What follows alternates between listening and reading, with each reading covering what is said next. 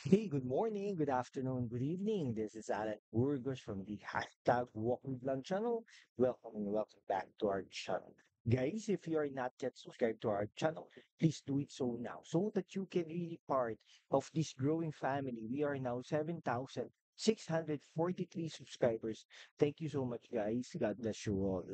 Okay, so ang pag-usapan po natin today ay yung ano po, ano, wait lang ano lang natin. Dumadami ba yung ano natin? Yan. Okay, so ang pag-usapan po natin today ay yung kay ano, no, Mayor Go pa rin ng Bamban Tarlac. Yan. Yung Bamban Tarlac po ay talaga unang bayan yan, no, ng Tarlac.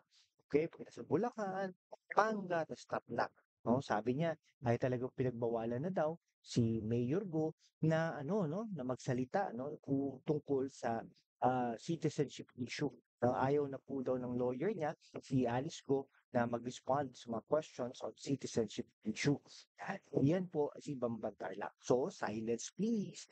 No? So, yung ano, talagang pag may tatanong ka niya with citizenship issue, hindi na siya magsasalita dahil binawalan na siya ng kanyang abogado.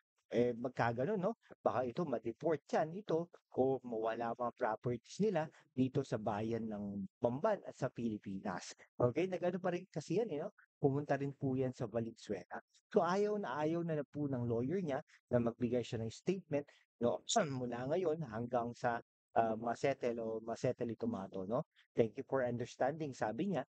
Nag-text siya doon sa News 5. No? Eh, kasi po doon sa hearing ng Senate Committee on Women and Children earlier this month, na talagang led by Senator Rizon Tiveros, raised the possibility that the mayor is not a legitimate Filipino citizen because of some dubious details that she provided about her personal life. Pero wag po tayong maging unfair, Senator, no? Senator Risa Ontiveros dahil ang dami pong ano ang dami pong pamilya dito sa Pilipinas na inchik ang apelyido. Okay, diyan na nga lang si ano sa Cagayan, di ba? Ting, ting, ting, ting. O, di ba? Okay, tapos yung senador, mga senador diyan, Go Gatchalian. Okay? O, mga gano'n, no? Marami po diyan. Okay? Tapos ito pa, Ngo. Yan, ang daming ang daming pong mga apelyido na talagang in-embrace natin for the longest time. Ito, nagtatagalog eh. Nagpipilipino, hindi lang straight, no? I do not know kung talagang nakaka, ah, nakakapagsalita siya ng Kapampangan, pero hindi na yun eh, no? Hangga't talagang napaganda niya, no? Pinapaganda niya ang bayan ng Bamban, no? Hangga't hindi nagsasalita ang Bamban na hindi siya mai-elect na, okay, doon lang natin malalaman, okay? So, nag-register po siya 17 years old. Hindi po ba marami ganyan, lalong-lalo na sa mga probinsya? No. Marami pong gano'n. Huwag po tayong magbulag-bulagan mga senador. Senador Gatchalian at saka Senador, ah, tawag dito, sa Senador Hontiveros. Marami po tayong ganito mga issues, okay, sa buhay-buhay, no? Eh, bakit hindi na lang natin intindihin?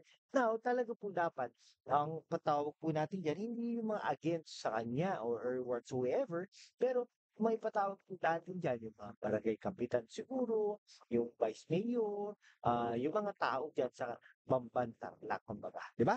Sige po, hanggang dito na lang po mga kaibigan ko. Kung hindi ka pa nakapag-subscribe sa ating channel, mag-subscribe ka naman so that we can be able to maintain and sustain this channel. Thank you so much, guys. God bless you all.